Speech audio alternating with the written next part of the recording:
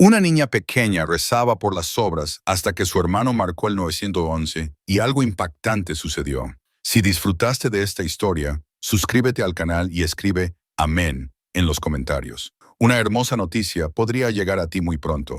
Y no olvides decirnos desde dónde nos ves. La lluvia golpeaba con fuerza las ventanas agrietadas del estrecho apartamento en la calle más sombría de Corktown. Cada gota resonaba como lágrimas en el silencio que se había convertido en su compañero constante. Mia, de 8 años, estaba sentada con las piernas cruzadas sobre la alfombra raída, sus pequeñas manos unidas en oración, su voz apenas un susurro en la oscuridad que parecía tragar sus esperanzas día tras día. Por favor, Dios, solo un poco de pan, o tal vez unas galletas para Noah, susurró, su estómago contraído por el hambre familiar que se había vuelto tan regular como respirar. Sus rizos rubios, que una vez fueron brillantes como el sol, ahora colgaban lánguidos y sin lavar alrededor de su pálido rostro. Pero sus ojos azules todavía conservaban la fe inocente de que el mañana podría traer algo mejor. El apartamento a su alrededor contaba la historia de un deterioro gradual y abandono. El papel tapiz se despegaba por los bordes como hojas moribundas,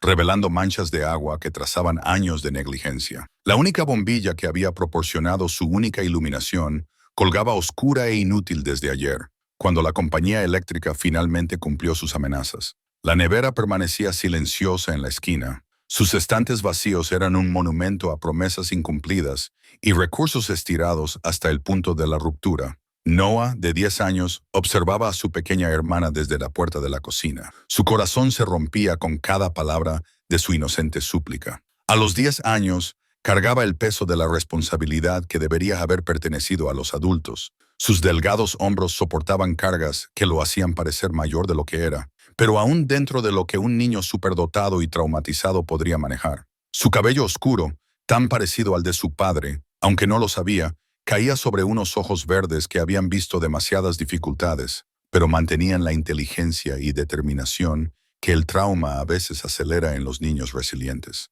Su tía, Carmen, se había marchado hacía 3 días en otro de sus misteriosos viajes, sin dejar nada más que gabinetes vacíos y promesas rotas. La electricidad se había cortado ayer, y el último de sus cereales había desaparecido esta mañana, dejándolo solo con agua del grifo y el tipo de esperanza desesperada que solo los niños podían mantener frente al abandono. Noah había estado contando las horas desde la partida de Carmen, observando cómo Mia se debilitaba y se volvía más apática con cada momento que pasaba. A los 10 años, entendía más que lo que una niña de 8 debería sobre su precaria situación. Había intentado todo lo que su mente en desarrollo podía concebir, revisando los bolsillos de abrigos viejos en busca de cambio olvidado, buscando debajo de los cojines monedas perdidas, incluso intentando pedir ayuda a los vecinos hasta que las respuestas hostiles le dejaron claro que todos en su edificio luchaban con su propia supervivencia. Carmen había sido astuta para evitar a las autoridades.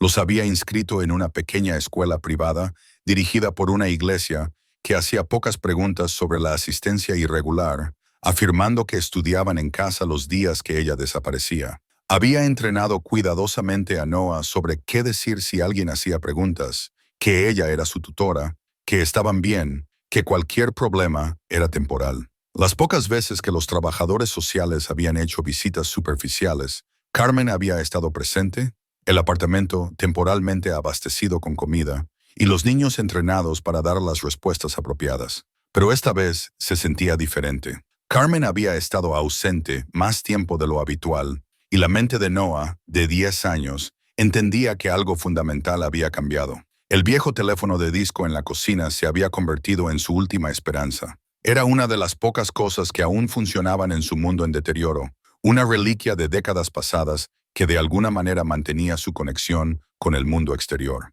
Los pequeños dedos de Noah temblaron mientras trazaba los números que había memorizado de innumerables programas de televisión y conversaciones de adultos. A los 10 años, entendía la gravedad de lo que estaba a punto de hacer. Llamar al 911 no era algo que se hiciera a la ligera, pero el hambre tenía una forma de clarificar las prioridades, y el silencioso sufrimiento de Mia lo había empujado más allá del punto de preocuparse por las posibles consecuencias. Su pulgar se movió lentamente por el disco. 911. El teléfono sonó una, 2 veces, y luego una voz que lo cambiaría todo respondió. 911. ¿Cuál es su emergencia? La voz era profunda, autoritaria, pero de alguna manera cálida, como la de las figuras paternas que Noah había visto en las películas y con las que había soñado en sus momentos más solitarios. La voz de Noah era más firme de lo que había sido hace 2 años, pero todavía conservaba la cuidadosa cortesía de un niño que había aprendido a negociar con adultos impredecibles. Juro que seré un niño mejor. Solo díganle a mi papá que no hemos comido en días. Por favor, señor, no sé qué más hacer. El oficial Marcus Thompson, un veterano de 20 años del Departamento de Policía de Detroit, sintió que su taza de café se congelaba a mitad de camino hacia sus labios. La comisaría a su alrededor continuaba con su caos habitual. Teléfonos sonando, oficiales escribiendo informes, el zumbido constante de la aplicación de la ley urbana. Pero para Marcus, todo se había silenciado de repente, excepto por esa pequeña y desesperada voz. En 2 décadas de tomar llamadas de emergencia, había oído de todo: asesinatos, robos, violencia doméstica, sobredosis de drogas, pero nunca nada que lo golpeara tan fuerte como esto. La voz era más madura que la de las llamadas de niños abandonados habituales, más articulada, lo que de alguna manera lo hacía peor. Este no era un niño pequeño que no entendía su situación. Este era un niño lo suficientemente mayor como para comprender el alcance total de su abandono. Marcus también había crecido en la pobreza, hijo de una madre soltera que trabajaba 3 empleos para mantener la comida en la mesa. Reconoció la particular desesperación en la voz de Noah, la vergüenza mezclada con esperanza, la responsabilidad adulta forzada sobre los hombros de un niño, la desgarradora cortesía de alguien que creía que tenía que ganarse el derecho a la atención básica. «Hijo, ¿cómo te llamas?», preguntó Marcus suavemente, su entrenamiento poniéndose en marcha, incluso mientras su corazón se contraía por una emoción que no había sentido en años. «Noah Madison, señor. Mi hermana Mia tiene 8 años y tiene mucha hambre. Prometí que la cuidaría cuando mamá murió, pero creo que estoy fallando. Lo estoy intentando mucho, pero todavía no soy lo suficientemente grande para conseguir un trabajo de verdad, ni nada». La voz del niño cargaba con el peso de 2 años de responsabilidad. La articulación cuidadosa de un niño que se había visto obligado a madurar rápidamente, pero que en el fondo seguía siendo un niño de 10 años tratando de navegar por un mundo de adultos. «¿Dónde estás ahora, Noah?». Marcus ya estaba buscando sus llaves. Su compañero Jake lo miraba con preocupación, mientras la expresión de Marcus cambiaba a algo más allá del interés profesional. 1247 Porter Street, apartamento 2B. Nuestra tía Carmen se fue de nuevo, y generalmente regresa después de unos días, pero esta vez ha sido más largo. Nos deja comida, pero se nos acabó ayer. La voz de Noah llevaba la explicación ensayada de un niño que había aprendido a minimizar su situación para evitar meter a los adultos en problemas. Marcus ya se dirigía a la puerta, pero algo en las palabras del niño lo inquietaba como una pieza de rompecabezas que no encajaba del todo. Madison. El nombre le resultaba familiar, importante de alguna manera, aunque no podía entender por qué. En sus años trabajando en los barrios más difíciles de Detroit, se había topado con miles de familias, aprendido cientos de apellidos, pero este resonaba de manera diferente. «Noah, voy a ir a verlos a ti y a Mia, ¿de acuerdo? No cuelgues el teléfono. Sigue hablando conmigo». «Sí, señor. Gracias por creerme. Sé que algunos adultos piensan que los niños exageran cuando dicen que tienen hambre, pero realmente no hemos comido desde el martes por la mañana, y hoy es viernes. Le he estado dando a Mia la mayor parte del agua para que no se enferme». La forma pragmática de Noah de decir las cosas hacía la situación aún más desgarradora. Este niño había aprendido a anticipar la incredulidad, a proporcionar pruebas de su sufrimiento, a priorizar el bienestar de su hermana sobre el suyo propio. Mientras Marcus corría por las calles empapadas de lluvia de Detroit, su coche patrulla cortando charcos que reflejaban los letreros de neón, de negocios cerrados y sueños rotos, su mente seguía dándole vueltas a los detalles. Madison. ¿Por qué ese nombre se sentía tan significativo?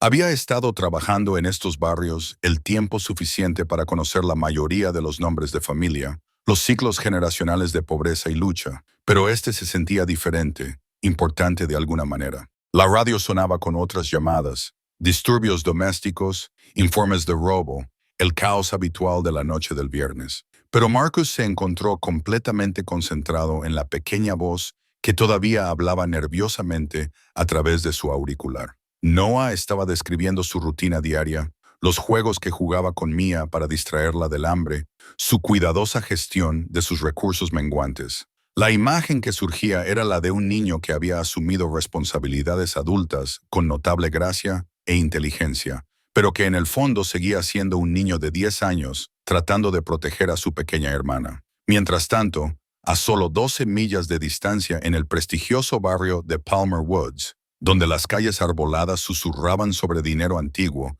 y poder establecido, el CEO Jonathan Madison estaba sentado en su estudio con piso de mármol, revisando los informes trimestrales que mostraban que su imperio automotriz alcanzaba alturas sin precedentes. El contraste no podía ser más marcado. Mientras sus hijos se morían de hambre en la pobreza, su padre estaba rodeado de un lujo que podría haber alimentado a 100 familias durante años. A los 37 años, Jonathan era respetado en las salas de juntas de todo el mundo. Sus innovaciones revolucionaban la tecnología de vehículos eléctricos y le habían ganado una fortuna que la mayoría de la gente ni siquiera podía comprender. Su empresa, Madison Automotive Technologies, había pasado de ser una startup en su garaje a una corporación multinacional que empleaba a miles de personas y estaba valorada en miles de millones. Sin embargo, esta noche, rodeado de todas las trampas del éxito, alfombras persas, obras de arte originales, muebles que costaban más que los autos de la mayoría de la gente,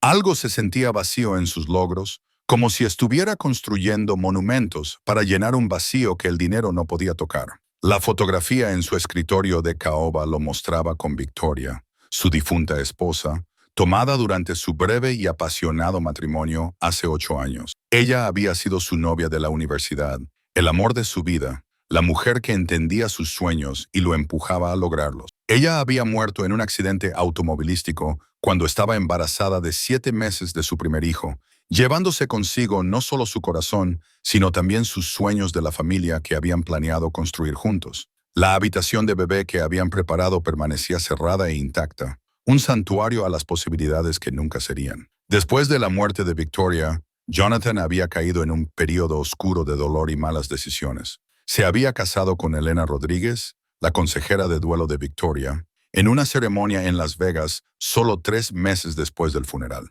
Un intento desesperado de llenar el aplastante vacío que la muerte de Victoria había dejado atrás. El matrimonio solo había durado 2 meses antes de que la culpa de Jonathan y la confusión de Elena sobre sus propios sentimientos los separaran. Él se había marchado, creyendo que ella estaría mejor sin su dolor tóxico, sin saber que ella descubriría su embarazo solo días después de que él se mudara. Jonathan no tenía idea de que en ese mismo momento, 2 niños que llevaban su apellido estaban acurrucados juntos en un apartamento frío a solo millas de su mansión, sus estómagos vacíos contraídos por el hambre mientras él estaba rodeado de lujo. No tenía idea de que Elena había descubierto su embarazo después de su separación. Había intentado desesperadamente contactarlo. Había pasado 2 años criando a sus hijos sola antes de que el cáncer se cobrara su vida. La cruel ironía de la proximidad, de que sus hijos habían estado tan cerca, pero imposiblemente lejos, pronto se convertiría en la tragedia definitoria y la redención final de su vida.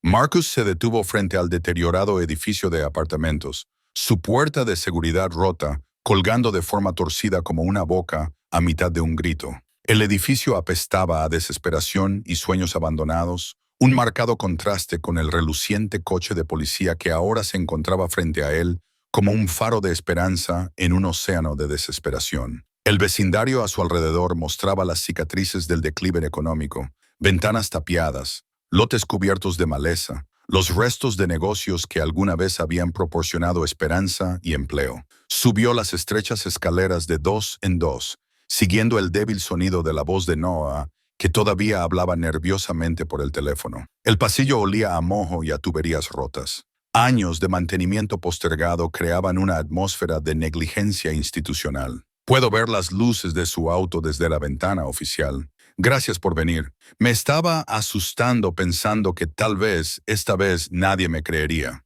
Cuando Marcus llamó a la puerta del 2B, se abrió de inmediato como si Noah hubiera estado esperando justo detrás de ella. El niño estaba allí, más alto de lo que Marcus esperaba, pero aún claramente un niño, vistiendo ropa demasiado grande para su figura y con ojos que contenían tanto inteligencia como agotamiento. Sus jeans estaban doblados en los puños, su camiseta le quedaba holgada en sus delgados hombros, y sus zapatillas tenían agujeros que habían sido cuidadosamente cubiertos con cinta adhesiva. Detrás de él, Mia asomó la cabeza, sus rizos rubios enredados y sus ojos azules abiertos por una esperanza cautelosa. «¿Oficial Thompson?», preguntó Noah cortésmente, como si invitara a un invitado a cenar, en lugar de confesar que casi se morían de hambre. Sus modales eran impecables, el tipo de cortesía cuidadosa que los niños desarrollaban cuando aprendían temprano que los adultos tenían todo el poder y podían ser impredecibles en cómo lo usaban. «Así es, hijo».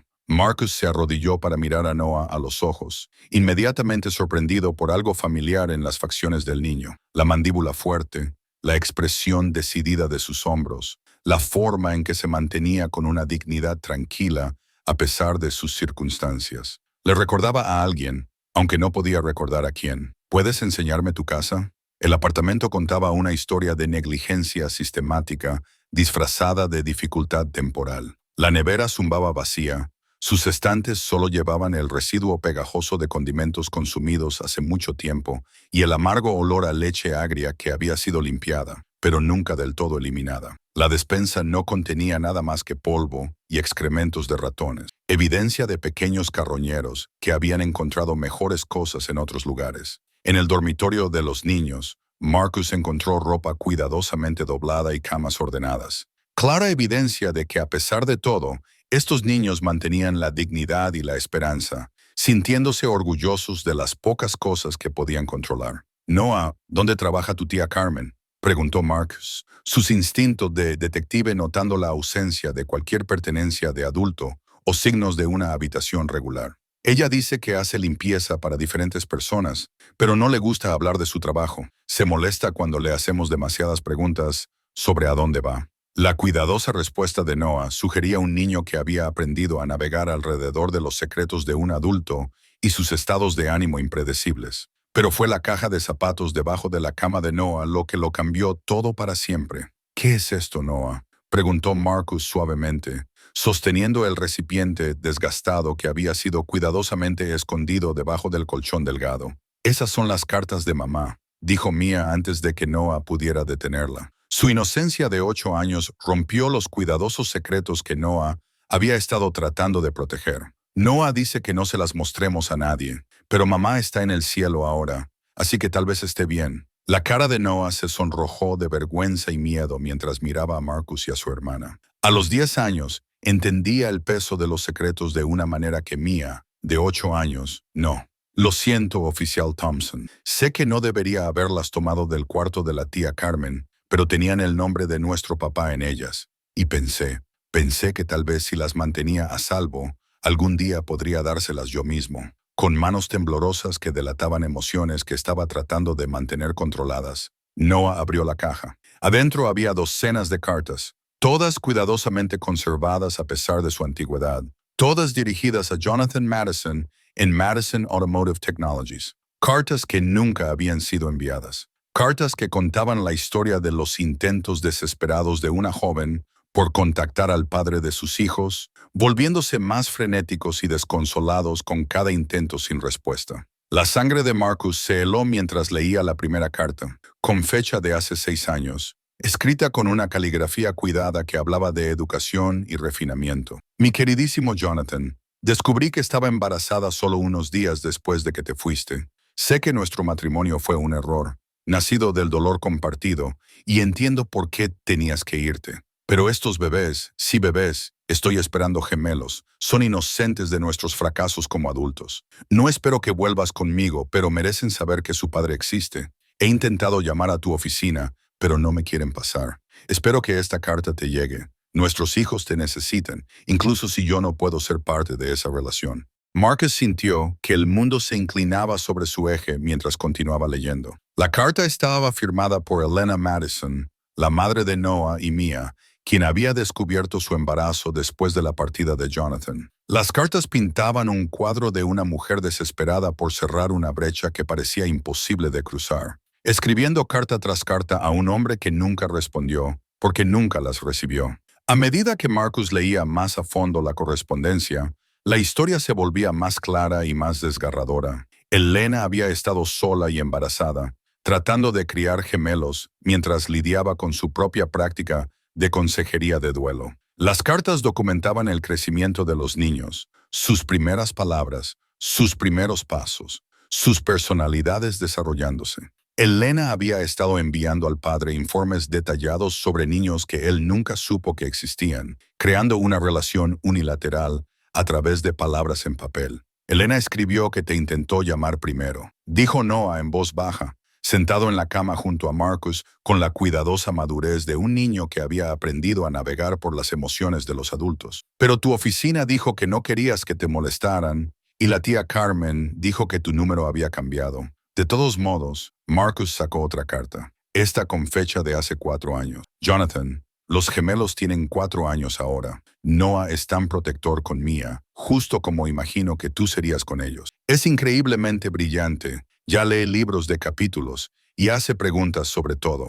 Mia es artística y alegre, encontrando maravillas en las cosas más pequeñas. Me han diagnosticado cáncer de ovario. El pronóstico no es bueno. Necesito que sepas que existen antes de que sea demasiado tarde. Por favor, al menos reconoce a tus hijos. Merecen conocer a su padre, incluso si nuestra relación no puede repararse. Las cartas continuaban cronológicamente documentando el deterioro de la salud de Elena y su creciente desesperación. Había estado sola, muriendo y aterrorizada por lo que les sucedería a sus hijos. El señor Madison no sabía de ustedes, dijo Marcus, las piezas finalmente encajando con una claridad enfermiza. Jonathan Madison no era solo un CEO cualquiera. Era Jonathan Madison, el multimillonario cuya fundación de caridad había financiado los programas de alcance comunitario del Departamento de Policía durante años. El hombre cuyo rostro aparecía en vallas publicitarias por toda la ciudad, promoviendo la energía limpia y la innovación estadounidense,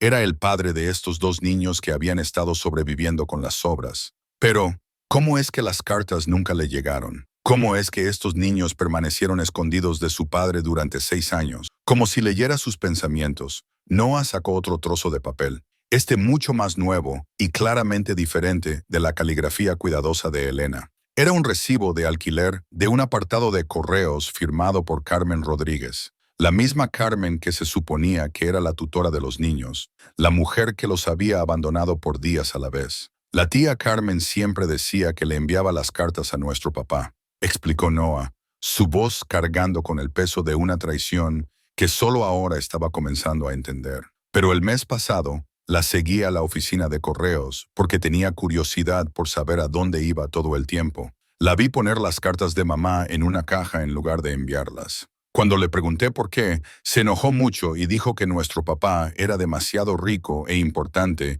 para preocuparse por niños como nosotros, que las cartas solo lo harían enojar. La mandíbula de Marcus se apretó mientras las piezas encajaban con una claridad perturbadora. Carmen había estado interceptando las cartas de Elena durante años, probablemente cobrando pagos de asistencia social y dinero del seguro mientras mantenía a los niños aislados de su padre. Elena había muerto creyendo que su exmarido simplemente no se preocupaba lo suficiente como para responder a sus súplicas desesperadas de reconocimiento. «Hay más», dijo Noah en voz baja, sacando un grueso sobre de papel manila del fondo de la caja. «Estas son las cartas que mamá escribió pero nunca terminó, las que todavía estaba escribiendo cuando se enfermó demasiado para escribir más». Marcus abrió el sobre con manos que no estaban del todo firmes. Las cartas de adentro eran diferentes, más desesperadas, más frenéticas, escritas con una caligrafía que se volvía más temblorosa con cada página. «Jonathan, me estoy muriendo, y tal vez me queden semanas. Carmen ha prometido cuidar de Noah y Mia, pero estoy aterrorizada. Ha estado actuando de forma extraña últimamente, haciendo preguntas sobre tu negocio, sobre cuánto dinero tienes. Creo que está más interesada en los niños como fuente de ingresos que como familia a la que amar. Por favor, si alguna vez sentiste algo por mí, si nuestro breve matrimonio significó algo en absoluto, por favor no dejes que mis hijos crezcan pensando que su padre los abandonó. Ellos son inocentes en todo esto». La última carta era apenas legible, claramente escrita por alguien cuya fuerza se estaba desvaneciendo. Nunca envié las otras cartas porque Carmen me convenció de que no querrías que te molestara. Dijo que hombres ricos como tú tienen abogados para manejar problemas, como hijos inesperados. Pero no puedo morir sin intentarlo una vez más. Noah se parece tanto a ti, determinado, inteligente, protector de aquellos a quienes ama. Mía tiene tu terquedad, pero la alegría de Elena. Si algo me sucede, por favor, sabes que ellos son las mejores partes de ambos. Carmen ha prometido enviar esta carta después de que yo me vaya, pero ya no confío completamente en ella. Le estoy dando dinero para asegurarme de que lo haga, pero, por favor, encuéntralos, Jonathan. Por favor, ámalos. Marcus tuvo que alejarse, sus propios ojos ardiendo con lágrimas que no había derramado en años. En 20 años de trabajo policial, había visto muchas tragedias familiares, pero nunca una que se sintiera tan prevenible, tan cruel en su simplicidad. Unas pocas cartas entregadas podrían haber cambiado todo. Podrían haber salvado a Elena de morir sola y asustada. Podrían haber evitado que 2 niños crecieran en la pobreza y la negligencia. Noah, Mía, dijo Marcus con cuidado, su voz entrecortada por la emoción que luchaba por controlar. Creo que sé dónde está su papá, y creo que los ha estado buscando todo este tiempo, aunque no sabía dónde buscar. Los ojos de Mía se iluminaron como estrellas. Su corazón de 8 años abrazó de inmediato la posibilidad de que los sueños se hicieran realidad. ¿De verdad? ¿Es simpático? ¿Le gustan las niñas pequeñas que a veces tienen pesadillas? ¿Sabe hacer panqueques? Creo, dijo Marcus, mirando las cartas que contenían 6 años de desamor y esperanza, que los amará a ambos más de lo que puedan imaginar. Y creo que querrá aprender a hacer los mejores panqueques del mundo solo para ti. La expresión de Noah era más cautelosa, su sabiduría de 10 años atemperando su esperanza. Pero ¿qué pasa si no nos quiere? ¿Qué pasa si la tía Carmen tenía razón al decir que es demasiado importante para niños como nosotros? ¿Qué pasa si ahora tiene una nueva familia? Marcus se arrodilló para mirar directamente a los ojos de Noah. Hijo, tu padre los querrá tanto que probablemente llorará cuando los conozca. La única razón por la que no ha sido parte de sus vidas es porque nunca supo que existían. Y eso está a punto de cambiar ahora mismo. Pero incluso mientras decía las palabras, Marcus se preguntaba cómo iba a explicarle a Jonathan Madison que toda su vida estaba a punto de cambiar para siempre. ¿Cómo le dices a un hombre que la familia que nunca supo que tenía ha estado viva y sufriendo a solo millas de su mansión? ¿Cómo cierras una brecha de 6 años de separación fabricada con una sola llamada telefónica? La lluvia continuó cayendo afuera, pero dentro del apartamento 2B algo estaba cambiando. La esperanza, frágil como las alas de una mariposa pero decidida como el acero, estaba comenzando a despertar en los corazones de 2 niños que casi habían renunciado a los milagros. Marcus buscó su teléfono, sabiendo que la próxima llamada que hiciera o bien reuniría a una familia o la destrozaría aún más. El número privado de Jonathan Madison ya estaba programado en sus contactos por su trabajo en programas comunitarios.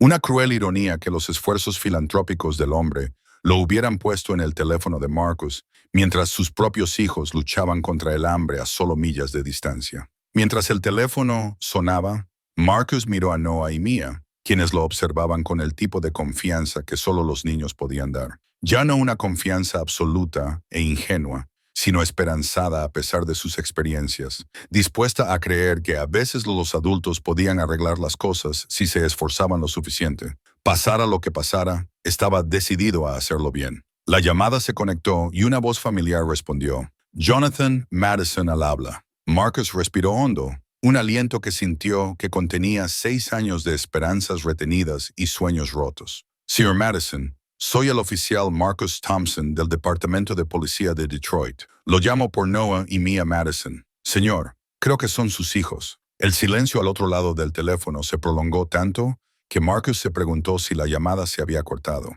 Cuando Jonathan finalmente habló, su voz era apenas reconocible, áspera, destrozada, desesperada, como la de un hombre que recibe la noticia de que toda su comprensión de la realidad ha sido errónea. Eso es imposible. No tengo hijos. Elena y yo, nuestro matrimonio fue tan breve, y cuando terminó pensé, Oficial Thompson, no entiendo lo que está diciendo. Señor, estoy mirando cartas ahora mismo. Docenas de cartas de Elena Madison para usted que datan de hace 6 años. Cartas sobre gemelos, Noah y Mia. Cartas que nunca fueron enviadas, nunca entregadas. Señor, su exesposa tuvo hijos y lo han estado esperando toda su vida. Marcus escuchó lo que pareció un sonido de una silla arrastrándose contra el mármol, seguido por la respiración agitada de Jonathan y lo que podría haber sido un vaso golpeando el suelo. Elena estaba embarazada. Cuando nos separamos, ella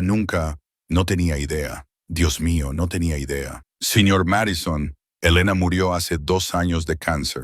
Estos niños han estado viviendo con su tía Carmen Rodríguez, quien aparentemente ha estado interceptando cada carta que Elena intentó enviarle. A los niños se les ha dicho toda su vida que usted no los quería, que era demasiado rico e importante para preocuparse por ellos. El sonido que llegó a través del teléfono no se parecía a nada que Marcus hubiera oído antes.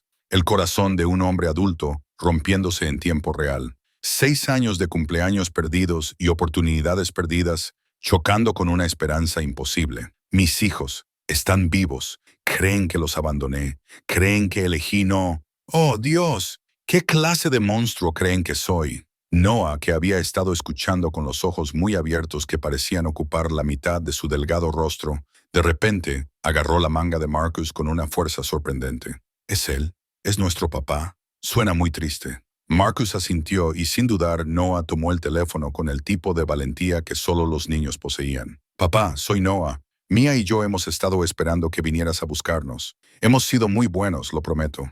Al otro lado de la línea, Jonathan Madison, el hombre que dirigía salas de juntas y cerraba tratos de miles de millones de dólares sin inmutarse, que había construido un imperio a través de la pura fuerza de voluntad e intelecto, comenzó a llorar como un niño. Noah, ¿eres de verdad tú, hijo? Oh, Dios, ¿de verdad es tu voz? Sí, señor. Ahora tengo 10 años y Mia tiene 8.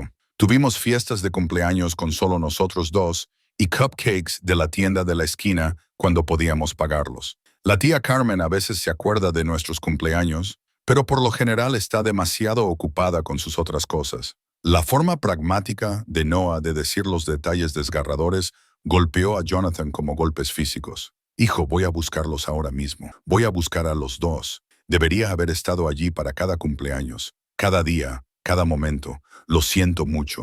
Lo siento muchísimo. Está bien, papá. Mamá nos dijo antes de irse al cielo que a veces los papás se pierden, pero que siempre encuentran el camino a casa. Dijo que probablemente estabas atrapado en algún lugar lejano, pero que vendrías a buscarnos cuando pudieras. Marcus tuvo que alejarse de la conversación, sus propios ojos ardiendo con emociones que pensó que había enterrado hace años. En 20 años de trabajo policial, había visto muchas reuniones familiares, pero nunca una que se sintiera tan trascendentalmente importante. Estos no eran solo 2 niños hambrientos, a punto de ser rescatados. Esta era una familia naciendo de las cenizas de 6 años de separación y mentiras. ¿Puedo hablar con mi hermana?, preguntó Jonathan, su voz todavía entrecortada por las lágrimas. Mia se acercó al teléfono con el entusiasmo que los niños de 8 años podían reunir, incluso en circunstancias difíciles. Su resiliencia era un testimonio de la protección y el cuidado de Noah.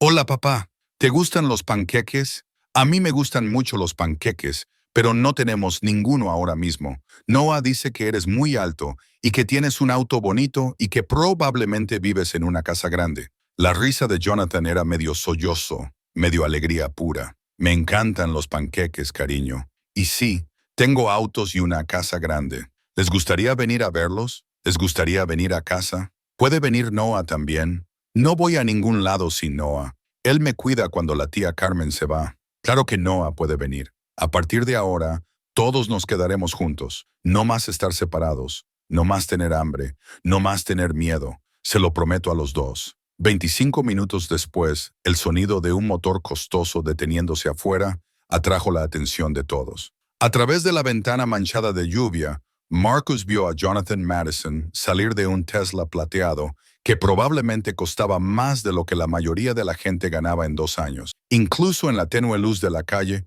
Marcus pudo ver que el aspecto habitualmente perfecto del hombre estaba desaliñado. Su traje arrugado, sus manos temblando mientras se acercaba al edificio como un hombre caminando hacia su salvación, o su destrucción. Jonathan Madison había estado en miles de situaciones de alta presión, lanzamientos de OPI, negociaciones de fusiones, confrontaciones de la junta directiva que determinaban el destino de miles de empleados. Nada lo había preparado para subir 2 tramos de escaleras para encontrarse con los hijos que nunca supo que existían. Su corazón golpeaba contra sus costillas mientras el oficial Thompson abría la puerta, y de repente se encontró cara a cara con su legado. Y allí estaban ellos. Noah, alto para sus 10 años. Sus instintos protectores eran evidentes en cómo se colocó ligeramente delante de su hermana, listo para protegerla de cualquier posible amenaza. Su parecido con Jonathan era inconfundible. El mismo cabello oscuro,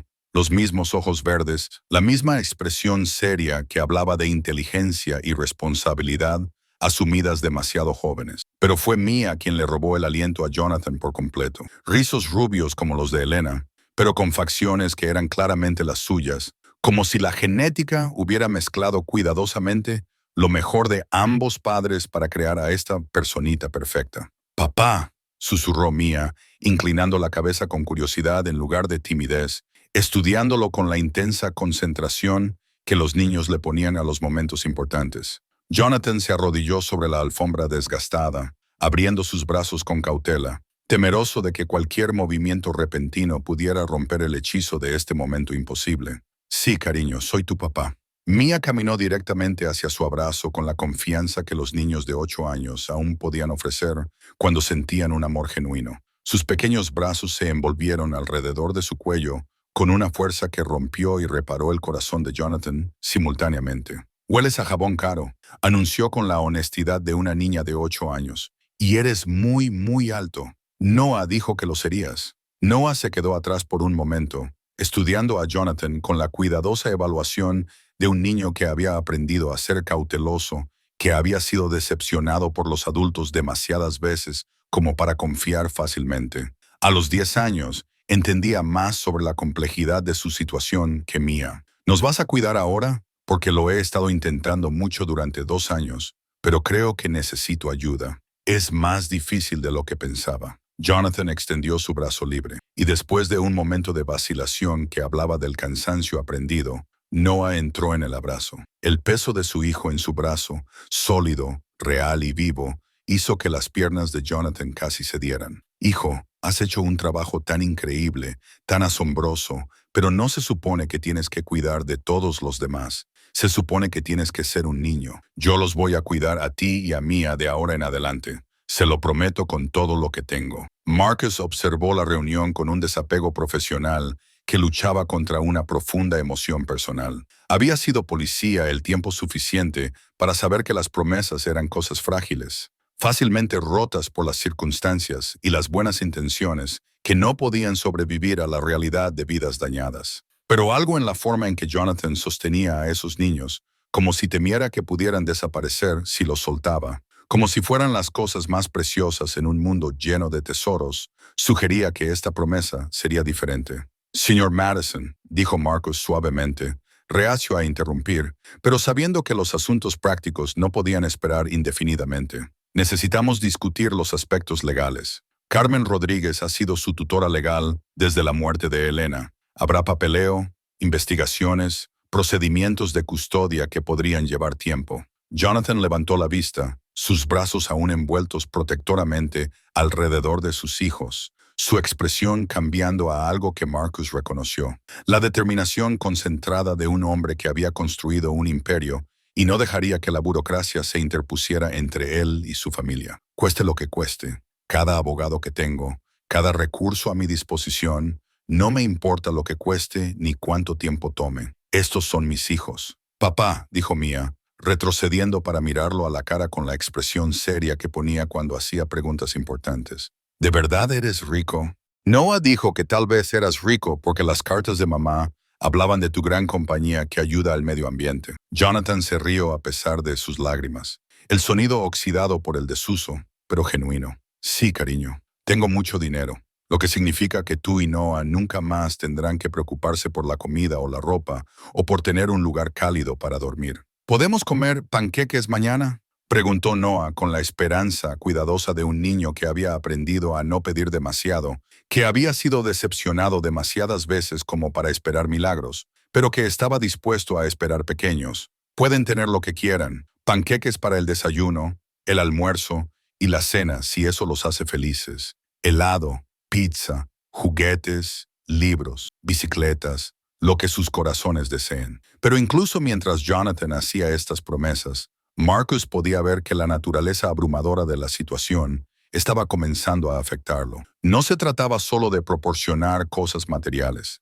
Estos niños habían sido traumatizados, abandonados, obligados a crecer demasiado rápido. Sanar sus heridas emocionales tomaría mucho más que dinero y buenas intenciones. Tomaría tiempo, paciencia, ayuda profesional y el tipo de amor que podría superar años de daño. Señor Madison, dijo Marcus en voz baja, antes de que nos vayamos de aquí, necesito saber dónde está Carmen Rodríguez. Los niños dicen que ha estado fuera por 3 días, pero mi experiencia me dice que hay más en esta historia. La expresión de Noah se oscureció con el tipo de comprensión adulta que ningún niño de 10 años debería poseer. Dijo que iba a ver a unos amigos en Chicago, pero miente mucho sobre a dónde va. A veces regresa con dinero. A veces está muy enojada por algo. Nos dijo que nunca le dijéramos a nadie sobre las cartas o sobre papá. Dijo que nos metería a todos en problemas. La imagen que se formaba en la mente de Marcus era cada vez más inquietante, pero guardaría esos detalles para más tarde. Por ahora, estos niños necesitaban comida, chequeos médicos y el comienzo de la estabilidad que se les había negado durante demasiado tiempo. Mientras se preparaban para salir del apartamento que había sido la prisión de Noah y Mia durante tanto tiempo, el teléfono de Marcus vibró con un mensaje de texto de su compañero. Carmen Rodríguez, detenida en el casino MGM Grand por órdenes de arresto pendientes, afirma que tiene información sobre el caso Madison que dejará a todos boquiabiertos. Quiere hacer un trato. Marcus le mostró el mensaje a Jonathan, observando cómo el color se iba del rostro del multimillonario. ¿Qué clase de información podría tener? No lo sé, pero la gente que construye mentiras elaboradas generalmente tiene planes de respaldo. Nos ocuparemos de lo que sea que esté planeando mañana. Esta noche,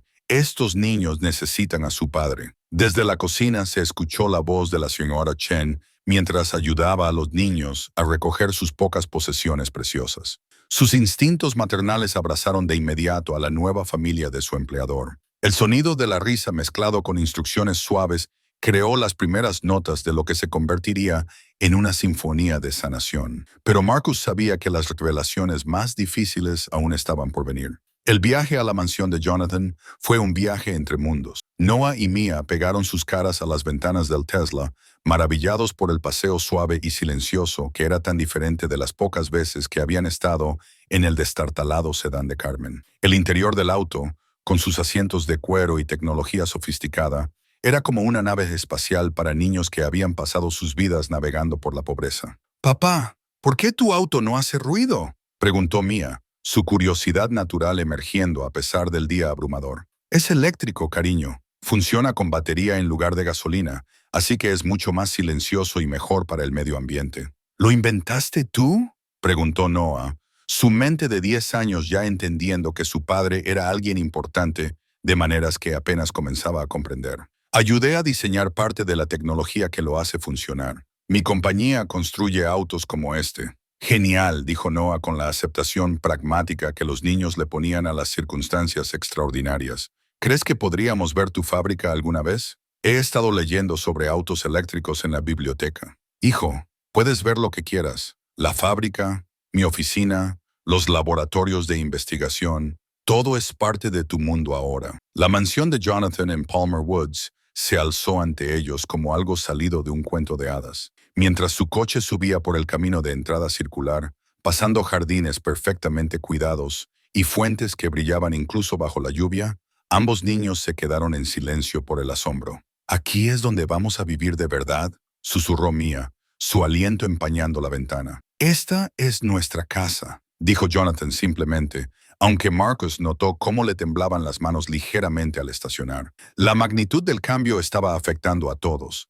2 niños que habían vivido en la pobreza estaban a punto de heredar un mundo de recursos ilimitados, y un multimillonario que había vivido en aislamiento Estaba a punto de convertirse en un padre instantáneo para dos niños que se habían estado criando solos. La señora Chen, la ama de llaves de Jonathan, apareció como si fuera convocada por arte de magia, con los brazos llenos de comestibles para una cena improvisada. Era una mujer de rostro amable, de unos 60 años, que había trabajado para Jonathan desde que se mudó a la mansión, y sus ojos se suavizaron de inmediato cuando vio a los niños. El señor Madison llamó con anticipación. Dijo con la suave autoridad de alguien que había estado cuidando de personas toda su vida. Tengo todo listo para los panqueques y he preparado el dormitorio azul de arriba para los niños. Señora Chen, me gustaría que conociera a mi hijo Noah y a mi hija Mia. Niños, esta es la señora Chen. Ella ayuda a cuidar nuestra casa y también los va a ayudar a cuidar a ustedes. La señora Chen se agachó de inmediato al nivel de los niños, su sonrisa cálida y acogedora. Bueno, ¿no son hermosos? He estado esperando durante años que esta casa volviera a tener niños. Vengan conmigo a la cocina. Quiero mostrarles dónde está todo para que siempre sepan dónde encontrar comida cuando tengan hambre. Mientras la señora Chen se llevaba a los niños, hablando sobre las formas de los panqueques y si preferían jarabe o mermelada, Marcus apartó a Jonathan en el estudio. Necesitamos hablar sobre Carmen Rodríguez. Y necesitamos hablar sobre lo que viene después porque tengo la sensación de que esto es solo el principio. Jonathan se sirvió un whisky con manos que todavía no estaban del todo firmes. Dime cuál crees que es el objetivo de Carmen. Ha estado cobrando una cantidad significativa de dinero en nombre de los niños, beneficios de supervivencia del Seguro Social, la póliza de seguro de vida de Elena, asistencia estatal. Estamos hablando de potencialmente cientos de miles de dólares en 2 años. Pero hay algo más. Marcus sacó su teléfono y le mostró a Jonathan una serie de registros financieros que su compañero había compilado. Carmen ha estado viviendo en una casa en Grosse Pointe que ha estado alquilando bajo el nombre de Elena. Ha estado usando la identidad de Elena para mantener los beneficios, presentar declaraciones de impuestos, incluso solicitar tarjetas de crédito.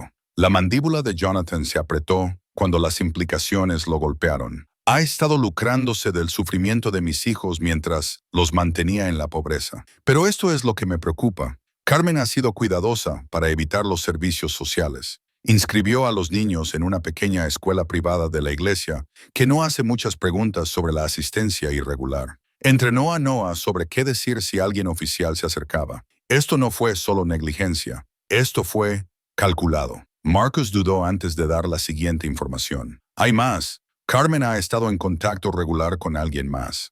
Los registros telefónicos muestran múltiples llamadas a un número registrado a nombre de Sarah Mitchell. La sangre de Jonathan se heló. Sarah, la hermana de Victoria. ¿Qué tendría que ver Carmen con Sarah? Eso es lo que tenemos que averiguar. Pero Jonathan, creo que esta conspiración es más profunda que solo Carmen interceptando cartas. Creo que hay personas que activamente querían mantenerte separado de tus hijos. Antes de que Jonathan pudiera responder, Noah apareció en la puerta, su rostro pálido y serio de la manera que mostraba que había estado pensando profundamente en su situación. Papá, oficial Marcus, los escuché hablar de la tía Carmen. ¿Está en problemas? Porque si lo está, creo que hay algunas cosas que deberían saber. Jonathan se acercó de inmediato a su hijo, arrodillándose para mirarlo a los ojos. Noah, lo que quieras decirnos. Estás a salvo ahora. Carmen ya no puede hacerles daño a ti o a Mia. Noah respiró hondo, reuniendo el coraje que lo había sostenido a través de 2 años de responsabilidades adultas. La tía Carmen solía recibir llamadas de una señora que la molestaba mucho. La señora le decía a Carmen qué hacer y a Carmen no le gustaba, pero lo hacía de todos modos. Escuché a Carmen llamarla señorita Sarah una vez. Marcus sintió que las piezas encajaban con una claridad perturbadora. Noah, ¿alguna vez escuchaste lo que esta señorita Sarah le dijo a Carmen que hiciera? Le dijo a Carmen que se asegurara de que nunca intentáramos contactar a papá. Dijo que la gente rica tiene abogados que hacen que los problemas como nosotros desaparezcan y que papá se enojaría si se enteraba de nosotros. Le dijo a Carmen que mantuviera las cartas a salvo, pero que nunca las enviara porque algún día podrían ser importantes. Las manos de Jonathan se cerraron en puños mientras el alcance de la traición se hacía evidente. Sarah no solo no le había ayudado a encontrar a sus hijos, lo había impedido activamente. ¿Parecía Carmen tenerle miedo a esta persona, Sarah? Sí, Carmen era mala con nosotros a veces, pero siempre tenía miedo cuando la señorita Sarah llamaba. Se bebía las botellas que la hacían dormir después de esas llamadas y a veces lloraba. El teléfono de Marcus vibró con un mensaje de texto urgente de su compañero. Carmen Rodríguez está hablando. Dice que Sarah Mitchell le pagó para que mantuviera a los niños escondidos. Afirma que tiene grabaciones de sus conversaciones. Quiere protección a cambio de pruebas. Parece que vamos a obtener algunas respuestas, dijo Marcus, mostrándole a Jonathan el mensaje. Desde la cocina llegó el sonido de la risa de los niños mezclándose con la voz encantada de la señora Chen mientras los ayudaba a dar la vuelta a los panqueques. El contraste entre la alegría en ese sonido y las oscuras posibilidades que estaban discutiendo era casi discordante. Señor Madison, continuó Marcus, necesito que entienda lo que viene. Cuando esta historia salga a la luz, y saldrá a la luz, habrá una atención mediática como nunca antes ha experimentado. La historia de los hijos secretos de un multimillonario, mantenidos ocultos por una conspiración familiar, será noticia internacional. Jonathan miró hacia la cocina, donde sus hijos estaban experimentando su primer sabor de abundancia y seguridad. Han pasado por suficiente. No dejaré que los medios los conviertan en un circo. Entonces necesitamos controlar la narrativa, contar la historia en sus términos antes de que alguien más lo haga por usted. Pero primero, necesitamos escuchar lo que Carmen tiene que decir. 2 horas después, Marcus estaba sentado frente a Carmen Rodríguez en una sala de entrevistas en la sede de la policía de Detroit. Carmen parecía más pequeña de lo que sugería su foto de arresto, disminuida por el miedo y el peso de los secretos que había llevado durante demasiado tiempo. «Quiero inmunidad», dijo Carmen de inmediato, su voz temblorosa pero decidida. «Inmunidad total para todo y protección de testigos si Sarah viene a por mí». «Eso depende de lo que tengas para ofrecer», respondió Marcus. «Empieza a hablar». Carmen sacó una pequeña grabadora digital, la misma que Noah la había visto usar durante sus misteriosas llamadas telefónicas. «Grabé todo, cada conversación con Sarah Mitchell durante los últimos 2 años. Sabía que eventualmente intentaría echarme la culpa». Presionó play, y la voz de Sarah llenó la habitación, fría y calculadora. «Los niños nunca podrán saber sobre su padre hasta que sean adultos, si es que lo saben. Mientras Jonathan crea que Elena lo abandonó, se mantendrá alejado. Y mientras los niños crean que él los abandonó, no intentarán contactarlo». La voz de Carmen respondió. «¿Pero qué pasa si Elena dejó otras cartas? ¿Qué pasa si alguien las encuentra? Por eso necesitas mantener a los niños aislados, sin amigos, sin maestros que hagan demasiadas preguntas, sin trabajadores sociales. Si alguien sospecha, los cambias de lugar. Tengo contactos en otros estados que pueden ayudarte». Marcus se sintió enfermo mientras la grabación continuaba. Esto no era solo por dinero. Se trataba de destruir sistemáticamente cualquier posibilidad de reunión familiar. «¿Por qué?», preguntó Marcus cuando la grabación terminó. «¿Por qué Sarah quería mantenerlos separados?». La respuesta de Carmen lo heló hasta los huesos. Sarah dijo que Jonathan no merecía la felicidad después de que Victoria muriera. Dijo que deshonró la memoria de Victoria casándose con Elena tan rápido. Mantenerlo aislado, mantenerlo alejado de sus hijos, ese era su castigo para él. ¿Y tú te prestaste a esto? «Sarah me pagó $50,000 por adelantado y $5,000 al mes para mantener a los niños escondidos. Dijo que si alguna vez le contaba a Jonathan sobre ellos, se aseguraría de que fuera a prisión por fraude». La voz de Carmen se quebró. Necesitaba el dinero. Tenía deudas de juego, problemas con las drogas, pero esos niños merecían algo mejor de lo que les di. Marcus continuó la entrevista durante otra hora, documentando el alcance total de la conspiración de Sarah. Era más elaborada y más cruel de lo que había imaginado. Un esfuerzo sistemático para castigar a Jonathan, negándole la familia que nunca supo que tenía. Cuando Marcus regresó a la mansión de Jonathan, cerca de la medianoche, encontró al multimillonario sentado en su cocina, viendo a sus hijos dormir en la mesa del desayuno. Habían comido hasta saciarse de panqueques y se habían quedado dormidos allí mismo, la cabeza de Mia sobre el hombro de Noah, ambos finalmente relajados por primera vez en meses. «Tenían miedo de ir a la cama», dijo Jonathan en voz baja. «Miedo de despertarse y que todo esto fuera un sueño. Así que les dije que podían dormir donde se sintieran seguros». Marcus se sentó frente a Jonathan. El peso de lo que había aprendido lo oprimía. «Jonathan, Sarah Mitchell orquestó toda esta conspiración. Le pagó a Carmen para que mantuviera a tus hijos escondidos, no por dinero, sino por venganza. Quería castigarte por seguir adelante después de la muerte de Victoria. El rostro de Jonathan pasó por una serie de emociones: conmoción, rabia, dolor y finalmente una fría determinación que Marcus reconoció de las noticias sobre adquisiciones corporativas hostiles. ¿Dónde está Sara ahora? No lo sabemos. Desapareció ayer, justo antes de que Carmen fuera arrestada, pero la encontraremos. Jonathan miró a sus hijos dormidos, sus rostros pacíficos de una manera que sugería que finalmente se sentían seguros. Ya no importa. Sara nos robó 6 años, pero no puede robar lo que viene después.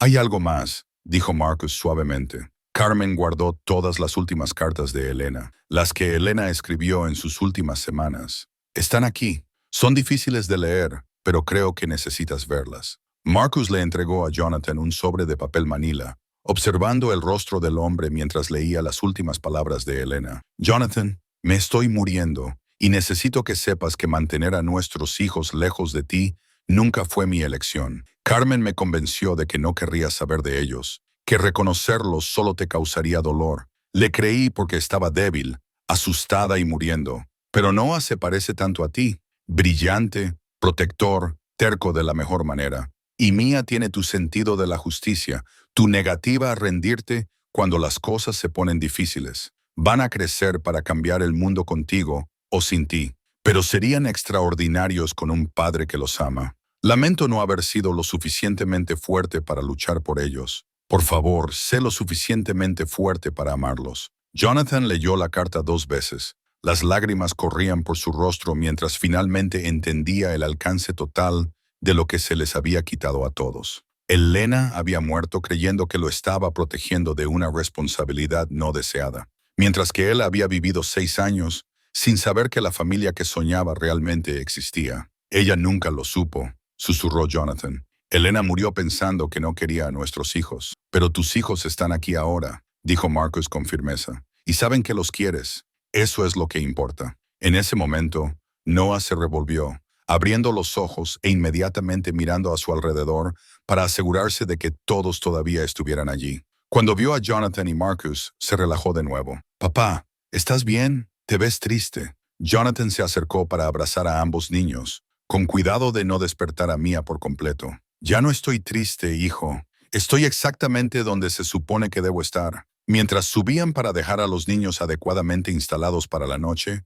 Marcus sintió que su teléfono vibraba con otro mensaje urgente. Sarah Mitchell había sido vista en el aeropuerto de Toronto intentando abordar un vuelo a Suiza con un pasaporte falso. Por la mañana, Sarah Mitchell estaría bajo custodia. Por la mañana, la verdadera curación podría comenzar. 3 días después, Marcus estaba sentado en la sala de observación del Tribunal Federal, viendo a Sarah Mitchell entrar en la sala de interrogatorios con esposas. Se veía más pequeña de lo que sugería su foto de arresto, su apariencia habitualmente compuesta, reemplazada por el aspecto demacrado de alguien que había estado huyendo de las consecuencias que finalmente la habían alcanzado. El costoso abogado de Sarah se sentó a su lado, pero incluso su presencia no podía ocultar el hecho de que la evidencia en su contra era abrumadora. Las grabaciones de Carmen, los registros financieros y las comunicaciones documentadas pintaban un cuadro de una conspiración tan calculada y cruel que incluso los fiscales experimentados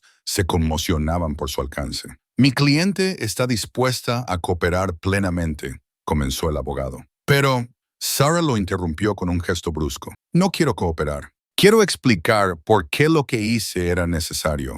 Marcus se inclinó hacia adelante, fascinado a pesar de sí mismo por la psicología de alguien que podía justificar 6 años de abandono infantil como algo necesario.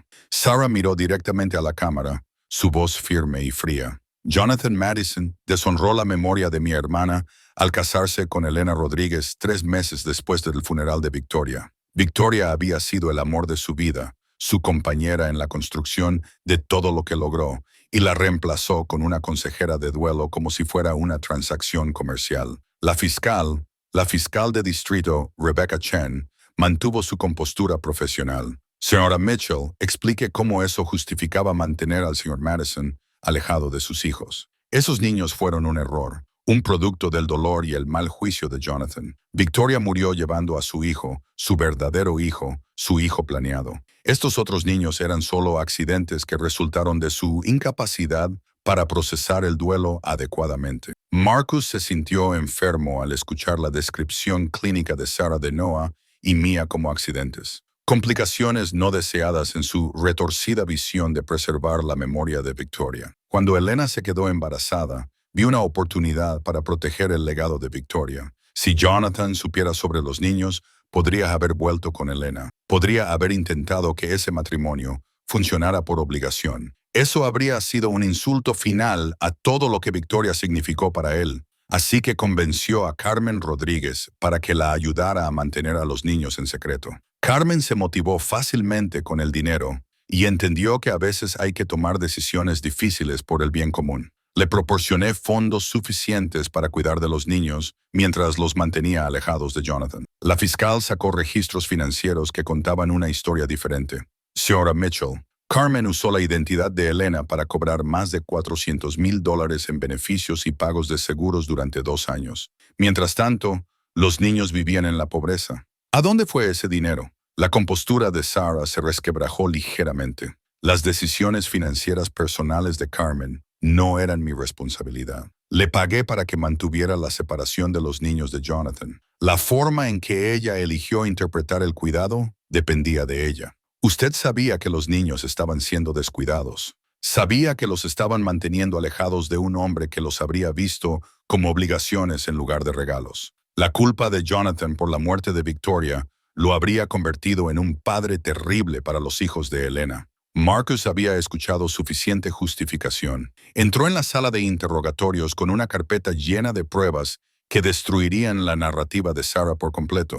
Señora Mitchell, soy el oficial Marcus Thompson. Soy el que encontró a su sobrino y sobrina hace 3 días, muriendo de hambre en un apartamento mientras usted vivía cómodamente con dinero destinado a su cuidado. Los ojos de Sarah brillaron con ira. Esos niños no son mi sobrino y mi sobrina. Son el desafortunado resultado de la incapacidad temporal de Jonathan para honrar la memoria de Victoria. Déjeme decirle lo que su incapacidad temporal creó, dijo Marcus, sacando fotografías de Noah y Mia de la noche en que los encontró. Un niño de 10 años que había estado cuidando de su hermana de 8 durante 2 años. Una niña pequeña que rezaba por galletas porque no habían comido en 3 días. Niños que pensaban que su padre no los quería porque usted los convenció de que era demasiado importante para preocuparse. Él mostró más fotos, el apartamento vacío, las cartas interceptadas, la evidencia de la negligencia sistemática. Esto es lo que su protección de la memoria de Victoria se veía en la práctica. Sarah estudió las fotos sin emoción visible. Desafortunado, pero necesario. Jonathan necesitaba entender las consecuencias de deshonrar a Victoria. A veces las lecciones requieren sacrificios. ¿De quién es el sacrificio, Sarah? ¿El suyo o el de 2 niños inocentes que nunca hicieron nada excepto existir? Por primera vez, la máscara de Sarah se deslizó por completo. Victoria estaba embarazada cuando murió. Llevaba al verdadero hijo de Jonathan, su hijo planeado, su hijo deseado. Estos otros niños son solo recordatorios de su traición, de lo rápido que siguió adelante de la mujer que hizo posible su éxito. Marcus sintió que el alcance total del engaño de Sarah se hacía evidente. Esto no era solo por dinero o legado familiar. Se trataba de una mujer que no podía aceptar que la vida continuaba después de la pérdida, que el amor podía existir en múltiples formas, que el breve matrimonio de Jonathan con Elena no negaba su amor por Victoria. Sarah, ¿se te ocurrió alguna vez que Victoria podría haber querido que Jonathan encontrara el amor de nuevo? ¿Que podría haber querido que fuera feliz? Victoria quería que Jonathan la recordara, que honrara lo que construyeron juntos, no que la reemplazara con la primera mujer que le mostró simpatía. El interrogatorio continuó durante otra hora, pero Sarah nunca se apartó de su posición de que había estado protegiendo la memoria de Victoria y salvando a Jonathan de cometer un error. No mostró remordimiento por el sufrimiento de los niños, ni comprensión de que sus acciones habían causado un dolor inmensurable. Cuando Marcus salió del tribunal, condujo directamente a la mansión de Jonathan, donde se estaba desarrollando una escena muy diferente. Noah y Mia estaban en el patio trasero con su padre, plantando un jardín que aseguraría que siempre tuvieran comida fresca. Jonathan se arrodilló en la tierra junto a sus hijos, su costoso traje olvidado mientras los ayudaba a crear algo hermoso juntos. «Mira, papá», gritó Mia, corriendo con tierra debajo de sus uñas y pura alegría en su cara. «Los tomates van a crecer muy grandes». La visión de la emoción de su hija por las pequeñas plántulas conmovió a Jonathan más que cualquier éxito comercial. Esto era lo que se había perdido todos esos años. No solo los grandes momentos, sino los pequeños milagros diarios que hacían que la vida valiera la pena. Noah estaba espaciando cuidadosamente las semillas de lechuga. Su precisión de 10 años era evidente en cada movimiento. «Papá, la señora Chen dice que también podemos plantar hierbas para que podamos cocinar comidas especiales juntos. Podemos plantar lo que quieran, hijo. Este es su jardín, su casa, su vida ahora». Marcus observó a la familia trabajar juntos, sorprendido por la rapidez con la que habían comenzado a sanar. La terapia profesional los estaba ayudando a todos a procesar sus experiencias, pero la base de su recuperación era simplemente estar juntos, estar a salvo, ser amados. Esa noche, mientras se sentaban alrededor de la mesa y compartían historias y risas, el teléfono de Marcus vibró con noticias del tribunal.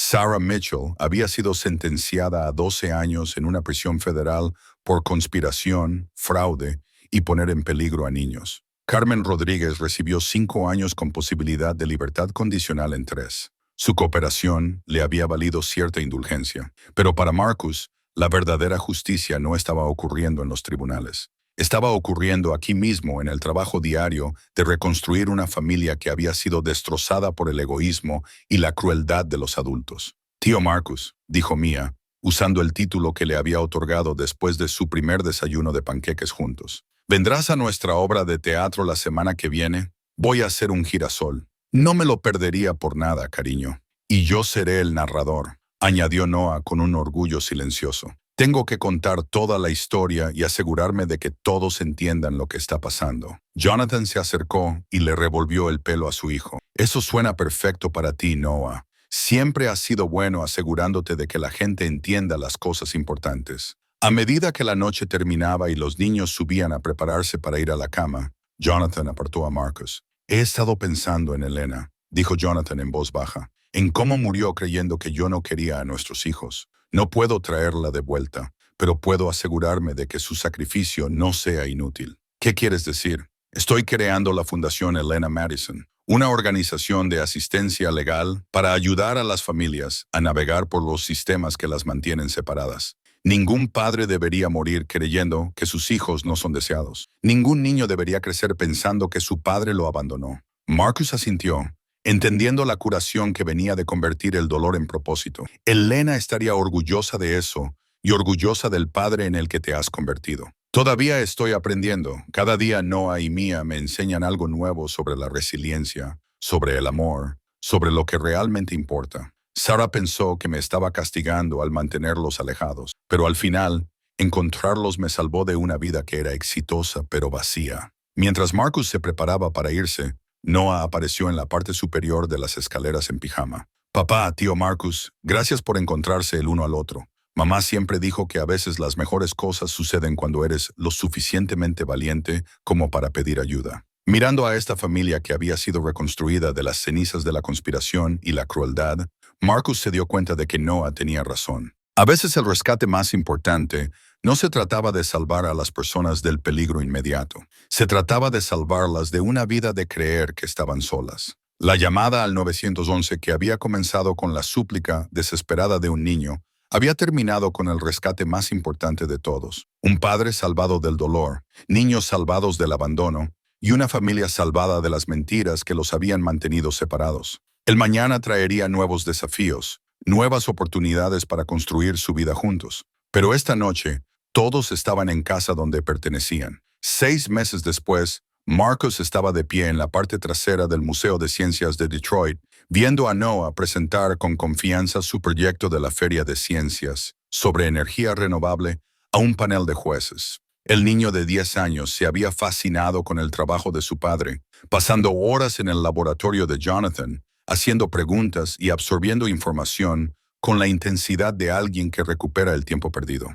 Mi papá dice que cuidar el planeta es como cuidar a una familia, explicó Noah a los jueces, su voz clara y segura. Tienes que prestar atención, asegurarte de que todos tengan lo que necesitan y arreglar los problemas antes de que se vuelvan demasiado grandes. En la audiencia, Jonathan sonrió con orgullo mientras Mia dibujaba imágenes de las diversas exhibiciones que habían visto. Se había adaptado a su nueva vida con la resiliencia que los niños de 8 años poseían, dedicándose a las clases de arte, las lecciones de baile y la simple alegría de tener suficiente comida y un sinfín de oportunidades para aprender. Y mi hermana Mia también ayuda, continuó Noah, señalando a su familia. Ella dibuja imágenes de todos los animales que necesitan aire y agua limpios para que recordemos por qué el trabajo es importante. Marcus sintió una profunda satisfacción al ver a esta familia que se había forjado a partir de una crisis y se había fortalecido a través del amor. La atención de los medios había sido intensa pero manejable con el equipo de relaciones públicas de Jonathan, creando una narrativa centrada en la reunión y la curación en lugar de los aspectos sensacionalistas de la conspiración. Varios cineastas de documentales se habían acercado para contar su historia, pero Jonathan los había rechazado a todos. Esto no es entretenimiento, le dijo a un productor particularmente persistente. Estos son niños reales que merecen sanar en privado. Los procedimientos legales habían concluido con Sarah Mitchell, cumpliendo su sentencia y sin mostrar signos de remordimiento por sus acciones. Carmen Rodríguez había sido liberada después de cumplir 18 meses, participando en programas de rehabilitación de drogas y proporcionando un extenso testimonio sobre la conspiración. Ella había intentado contactar a Jonathan una vez, buscando el perdón, pero él se negó a reunirse con ella. Algunos puentes, una vez quemados, no se podían reconstruir. La doctora Sarah Kim, la terapeuta familiar que había estado trabajando con ellos desde el principio, se había maravillado con su progreso. Los niños que experimentan un trauma temprano a menudo luchan con el apego y la confianza, había explicado durante una de sus sesiones. Pero Noah y Mia tenían algo poderoso a su favor. Mantuvieron su vínculo entre ellos y nunca perdieron su capacidad de amar. Esa es una resiliencia notable. Las sesiones no siempre fueron fáciles. Noah todavía ocasionalmente tenía ansiedad por ser responsable del bienestar de Mia, requiriendo recordatorios suaves de que ahora podía ser simplemente su hermano, no su cuidador. Mia a veces acumulaba bocadillos en su habitación, incapaz de creer por completo que la comida siempre estaría disponible. Jonathan luchaba con la culpa que amenazaba con consumirlo. Culpa por no haber luchado más para mantener el contacto con Elena. Culpa por los años de sufrimiento que podría haber evitado. Pero estaban sanando juntos, construyendo nuevas tradiciones y recuerdos que lentamente comenzaron a superar a los dolorosos. La Feria de Ciencias terminó con el proyecto de Noah quedando en segundo lugar. Un resultado que lo emocionó más que cualquier premio de negocios hubiera emocionado a Jonathan. Mientras caminaban por el museo después, Mia hablaba sin parar sobre la exhibición de dinosaurios, mientras Noah explicaba la física del espectáculo del planetario. Marcus reflexionó sobre cuán completamente se habían transformado sus vidas. «Tío Marcus», dijo Mia, deslizando su mano en la de él mientras caminaban. «¿Crees que mamá sabe que encontramos a papá?» Era una pregunta que hacía periódicamente, su mente de 8 años todavía trabajando para procesar las complejas emociones de la pérdida y el descubrimiento. «Creo que tu mamá lo sabe, cariño, y creo que está muy feliz de que ahora estén todos juntos». «Qué bien, porque quiero contarles sobre nuestro jardín cuando la vuelva a ver algún día». El jardín se había convertido en un símbolo de su nueva vida juntos. Lo que había comenzado como el deseo práctico de Mia de garantizar la seguridad alimentaria se había convertido en un proyecto familiar que proporcionaba tanto sustento como alegría. Cultivaban verduras, hierbas y flores, y cada planta representaba una esperanza que estaban cultivando juntos. Esa noche, mientras se sentaban alrededor de la mesa y compartían historias de su día, el teléfono de Jonathan sonó con una llamada que abriría un nuevo capítulo inesperado en su historia. «Señor Madison, soy el detective Rodríguez del Departamento de Policía de Phoenix. Tenemos una situación aquí que creemos que podría interesarle. Un niño de 7 años llamó al 911 ayer diciendo que él y su pequeña hermana no habían comido en días. Cuando investigamos, descubrimos que su padre es Marcus Santana, el empresario de tecnología. Los niños han estado viviendo con una tía que ha estado interceptando los intentos del padre de contactarlos. Los paralelismos con su caso son sorprendentes. Jonathan miró a sus hijos al otro lado de la mesa, luego a Marcus, entendiendo de inmediato lo que se le pedía. ¿Qué necesita de nosotros? El señor Santana vuela mañana. Nunca ha pasado por algo así. Y pensamos, tal vez alguien que ha caminado por este camino podría ayudarlo a guiarlo. Por supuesto, lo que podamos hacer para ayudar. Después de que Jonathan colgó, Noah miró a su padre con la expresión seria que usaba cuando procesaba información importante. Papá, ¿hay otros niños como nosotros? ¿Niños cuyos papás no saben que existen? Desafortunadamente sí, hijo. Pero la buena noticia es que podemos ayudarlos a encontrarse, justo como el tío Marcus nos ayudó a encontrarnos a nosotros. ¿De verdad podemos ayudar? ¿Incluso si somos solo niños? Especialmente porque son niños. Ustedes entienden lo que se siente esperar y preguntarse si alguien los está buscando. Eso los convierte en expertos en algo muy importante.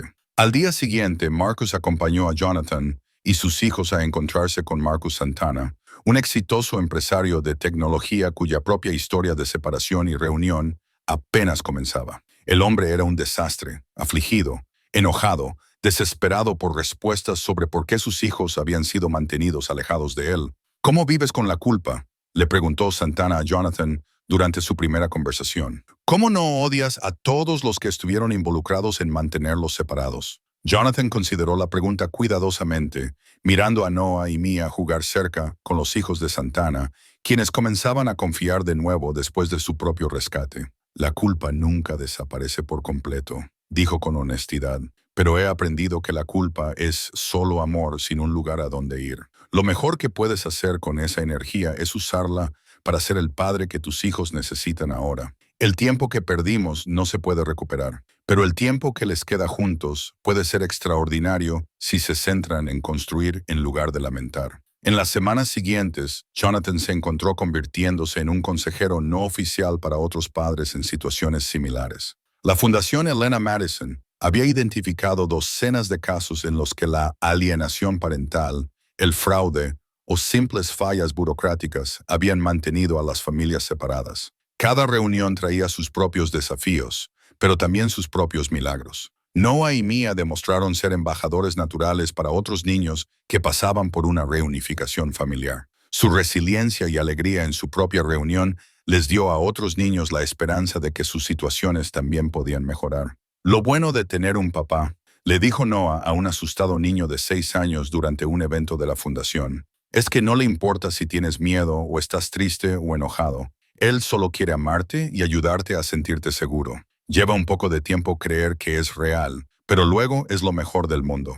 Un año después de esa primera llamada al 911, Marcus estaba en el patio trasero de Jonathan, observando una barbacoa que se había expandido para incluir a otras 3 familias reunidas. Varios miembros del personal de la fundación, la señora Chen, la doctora Kim y varios amigos de los niños de la escuela. El sonido de la risa y la conversación llenaba el aire, creando una sinfonía de sanación que Marcus nunca había imaginado posible. Jonathan lo encontró cerca del jardín, donde los tomates y los girasoles crecían en abundancia. ¿Alguna vez te preguntas qué hubiera pasado si Noah no hubiera sido lo suficientemente valiente como para hacer esa llamada?, preguntó Jonathan. Marcus consideró la pregunta, mirando a Mia perseguir luciérnagas mientras Noah ayudaba a asar verduras con la atención concentrada que le ponía a todo lo que le importaba. Creo que tus hijos habrían encontrado una manera de sobrevivir y prosperar de todos modos. Son seres humanos extraordinarios, pero estoy agradecido todos los días de que nos encontramos cuando lo hicimos. Yo también. No solo reuniste a nuestra familia, nos mostraste cómo usar nuestra experiencia para ayudar a otros. Eso le ha dado sentido a todo lo que pasamos. A medida que la noche terminaba y las familias comenzaban a irse a casa, Noah y Mia ayudaron a limpiar con el tipo de cooperación alegre que venía de sentirse seguros en su lugar en el mundo. Papá, dijo Mia mientras recogían platos de papel y tazas, ¿crees que todavía hay niños que necesitan llamar al 911 para encontrar a sus familias? Probablemente, cariño, pero ahora hay personas como el tío Marcus y organizaciones como nuestra fundación para ayudarlos. Y hay niños como tú y Noah que entienden lo que se siente y pueden ayudarlos a sentirse menos solos. Qué bien, porque estar solo es muy difícil, pero estar juntos es muy muy bueno. Más tarde esa noche, después de que los niños se durmieron y la casa se había instalado en un silencio pacífico, Jonathan se sentó en su estudio mirando la foto enmarcada que tenía el lugar de honor en su escritorio. Mostraba a los tres en su jardín, manchados de tierra y riendo, con Mia sosteniendo un girasol que era casi tan alto como ella. Al lado había una de las cartas de Elena, no una de las súplicas desesperadas que nunca le habían llegado, sino la última carta en la que había escrito sobre el amor que trascendía el dolor y los niños que crecían para cambiar el mundo. Servía como un recordatorio diario de que algunas pérdidas no se podían recuperar, pero que siempre se podía construir un nuevo amor. Su teléfono vibró con un mensaje de texto de Marcus. Otro caso en Dallas. Niño de 12 años, padre desaparecido, comunicaciones interceptadas. El equipo de la fundación se despliega mañana. Gracias por mostrarnos cómo convertir la tragedia en esperanza. Jonathan sonrió, entendiendo que su historia se había vuelto más grande que su propia curación. Cada familia que ayudaron a reunir, cada niño que encontró su camino a casa, cada padre que descubrió que no estaba solo. Todo se remontaba a un niño de 10 años lo suficientemente valiente como para marcar el 911 y pedir ayuda. La casa se instaló a su alrededor con los sonidos pacíficos de un hogar lleno de amor. El zumbido del sistema de calefacción que mantenía a sus hijos calientes. El tic-tac del reloj de pie que marcaba el tiempo que ahora tenían en abundancia. El sonido distante de la Serchen terminando su rutina nocturna en la cocina. 2 años antes, Sarah Mitchell había puesto en marcha una conspiración diseñada para mantener a Jonathan aislado y solo, creyendo que los corazones rotos permanecían rotos para siempre. Había contado con que su dolor abrumaría su esperanza, con que las mentiras fueran más fuertes que el amor, con que la separación fuera permanente. Había subestimado el poder de un niño lo suficientemente valiente como para pedir ayuda. Había subestimado la determinación de un oficial de policía que se negó a ignorar un grito de auxilio. Sobre todo, había subestimado la resiliencia del amor mismo. El amor que sobrevivió al abandono, superó las mentiras y, en última instancia, llevó a las familias a casa. Mientras Jonathan apagaba las luces y subía a revisar a sus hijos dormidos una vez más, llevaba consigo la tranquila satisfacción de saber que a veces, contra todo pronóstico, las cosas rotas podían ser reparadas de nuevo, y una vez sanadas, podían ayudar a sanar a otros. La llamada al 911, que había comenzado con la súplica desesperada de un niño, se había convertido en una base para la esperanza. Prueba de que las familias podían superar cualquier obstáculo cuando se negaban a renunciar el uno al otro. El mañana traería nuevos desafíos, nuevas familias a las que ayudar, nuevas oportunidades para convertir el dolor en propósito. Pero esta noche, para las miles de familias que habían ayudado a reunir, todos estaban en casa donde pertenecían, y eso lo era todo.